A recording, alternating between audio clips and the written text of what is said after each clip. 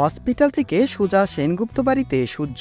খবর পেয়েই ছুটে আসলো ইরা। হ্যাঁ বন্ধুরা, অনুরাগের ছোঁয়ার আগামী পর্বতে আমরা ঠিক এমনটাই ঘটতে দেখব। আর তাই তো বিস্তারিত জানতে হলে ভিডিওটি না টেনে একেবারেই শেষ পর্যন্ত দেখুন। সেই সাথে এখনই সাবস্ক্রাইব করুন আমাদের এই চ্যানেলটিকে।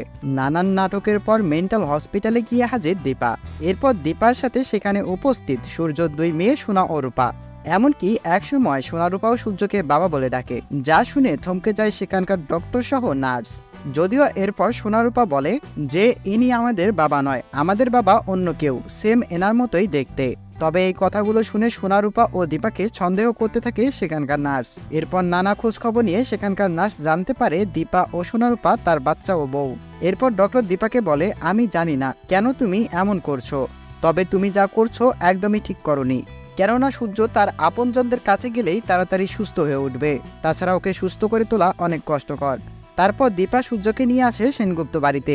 এই খোঁজ পেতেই সেনগুপ্ত বাড়িতে হাজির মাস্টারমাইন্ড ইরা। তবে দীপা কিছুতেই ইরাকে সেনগুপ্ত বাড়িতে ঢুকতে দেয় না। তো বন্ধুরা, সূর্য কি সুস্থ হবে সেনগুপ্ত বাড়িতে? কি মনে হয় আপনার? তা অবশ্যই জানিয়ে দিবেন এই ভিডিওর কমেন্ট বক্সে। সেই সাথে এখনই সাবস্ক্রাইব করুন আমাদের এই চ্যানেলটিকে। ধন্যবাদ।